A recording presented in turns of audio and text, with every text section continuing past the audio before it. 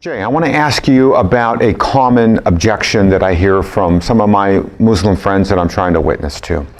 And perhaps when I share something to them from, let's just say, the Qur'an, a typical retort I get by them is, you can't speak Arabic, you can't understand this, you can't thereby even share this with me.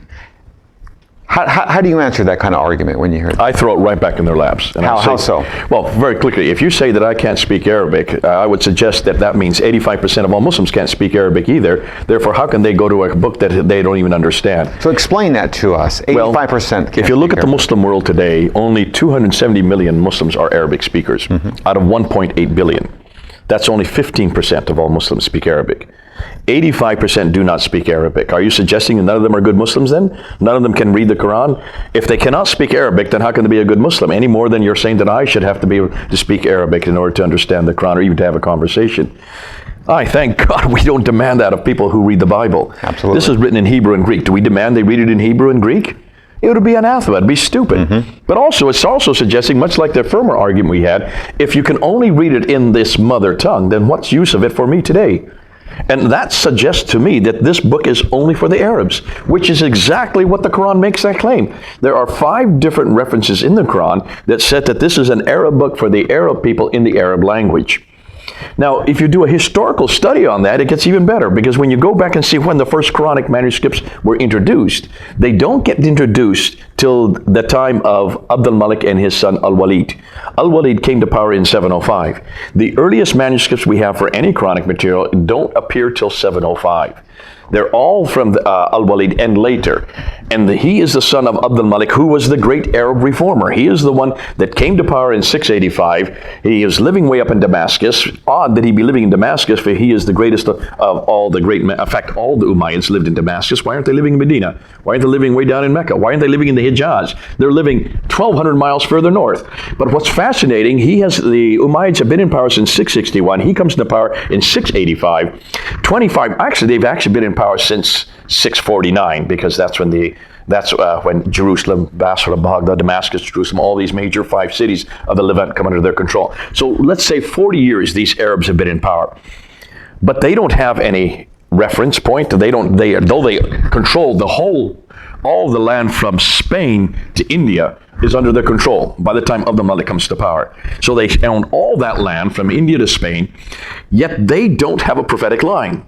The Arabs do not have a prophetic line, because the Jews and the Christians who are running their cities for them have a prophetic line through Abraham, Isaac, and Jacob. Nor do the Muslims have any scripture. The Jews and Christians do, the Old and New Testament. So here they are controlling all the swath of land, but the people who are they're dependent on to run the empire for them are Jews and Christians, because they're the only ones who are educated enough to do so. So Abdul Malik comes to power in 685. And he decides, therefore, that he wants to create that Arab identity. So what's the first thing you do to create an Arab identity? You make sure that the Arab language becomes the lingua franca for the whole era. And he takes the coins there. Look at the coins in the British Museum, go up online. Just look at the coins that were introduced by Abdul Malik. He has coins of himself, image of himself. Now, isn't that interesting? How can you have an image of yourself on a coin? That's anathema, isn't it? That's right. Unless this was not a problem that early. No. He takes off the image and introduces the Arabic script. And the first thing he introduces in 691 on the coins is the Shahada. La ilaha illallah Muhammadu Rasulullah, which means there is only one God but God. And Muhammad is the prophet. He introduces the name of Muhammad at that time. We don't have any reference to Muhammad earlier than that, and any documentation. So here you have the Arabic text is now introduced, becomes the lingua franca for that era. He then introduces it on the Dome of the Rock, on the inner ambulatories built in 692. The Caliphal Protocols, which are all the official documents that support every one of the caliphs, that is introduced in 691. The Shahada is introduced overnight on the protocols, and then become the Bismillah al-Rahman al-Rahim, that becomes the reference points that everybody introduces every Caliphal Protocol from that time on. Once you have the word, once you have the language, then you got to have the text. And that's why the Qur'an start to appear. And that's why Arabic then becomes the lingua franca for all over the world. But that is 60 years after Muhammad died. So let me ask you this. When you share this kind of knowledge with a Muslim, and you start going into a history of their language, and the demand to speak Arabic, what's the typical answer you get back from a Muslim who's made that initial claim to you? Well, almost immediately they're curious because they've never heard this before. Almost everything I've just told you now, not even half of 1% know what I'm talking about. And the only ones who have heard this are the scholars, and they're keeping this shut. They don't want the Muslim world to know this. You can see why, because this damages this idea that Arabic is God's holy language, that this has been eternal, this is the eternal language. If the Qur'an, as they claim in chapter 85, verse 22, has always existed in heaven, then it has to have existed in Arabic. If Angel Gabriel started bringing this down in 610 to 632 to a man named Muhammad over a 22-year period, it has to be in Arabic. If you now are saying Arabic didn't even exist prior to the 4th century, we don't have any reference of any Arabic, of any language called Arabic prior to the 4th century. It's a very new language. You're starting to question the whole integrity, not only of the Quran, but the integrity of Arabic, and you're also integrity of the eternal tablets. So you can see you're questioning the whole foundation of Islam. That's why they don't want this to be out in the open. But in bringing that forward, what am I doing? This is not a Christian polemic, is it? This has nothing to do with me as a Christian and what I'm saying. Right. I'm using a historical polemic to confront the Quran, to confront Arabic, to confront the notion that we have to read everything in Arabic. And I'm saying not only is that a new language, but that language comes out of the Nabatean language. What precedes it, the antecedent to Arabic, is Nabatean. That's where you get the name Allah. Allah is a Nabatean God. No, it's not a name of God. It's actually a title of God. Mm-hmm. The name of God is Dushara. That is a Nabatean God, and the temple of Dushara is in Petra. All the mosques from that we can find, we have looked at 65 mosques, all the earliest mosques. The foundation of those mosques, I mean, some are still standing today. The Qibla and all those mosques, up until 706, until the 8th century, are all facing Petra. That's in Jordan. That's the Nabatean Explain headquarters. to our audience what the Qibla is.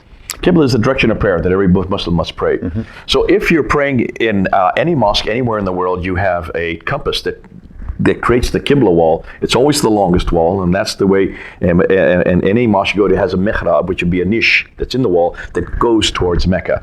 But the question of that is, how do we know that the Qibla was towards Mecca? Because it should have been towards Mecca if, of course, Muhammad created the Qibla in 622 to 624.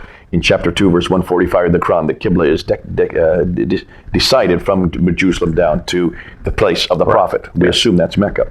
How is it we can't find any Qibla facing Mecca until 727? Muhammad died in 632. Ooh, 222. Right, interesting. In fact, we don't have any reference of a place or a city called Mecca until 741. Ooh, I love that one. And yet this is where Adam and Eve were sent down to in chapter 7, verse 24 of the Quran. This is where Abraham, there in chapter 20, verse 51 to 71, is going into the Kaaba and destroying all the idols. I had no idea that Abraham was in Mecca. Did you? According to the Quran, he was there. There is no reference to this city called Mecca in any documentation until 741. It does not appear on any map until 900 AD. Now, can you see what I've just done in the last 5 minutes? I'm not only taking your question on the Arabic, I'm saying that not only is Arabic a new language, it has antecedents to the Nabatean kingdom. The Nabateans were all facing Petra. All of their temples were facing Petra. So were the earliest mosques facing Petra. The God of Islam, Allah, is not a name. That is not a name at all. That's a title, but it's a title for the God Dushara. That Allah is nothing more than the God. It's just really a title of the God himself. What is fascinating, that God, Allah, has a wife named Alat. Al-Uzza is her name, Alat is her title. Those two names are found in the Quran in chapter 53, verse 19 and 20, known as the Satanic verses. Exactly. So almost everything we know about Islam has been borrowed from other sources, including the language, including the name of their God, and including, this is what I love it, including their holy place. So thank you again for summarizing that by just asking that simple question about the demand by our Muslim friends to speak Arabic and where that conversation can go. Thank you.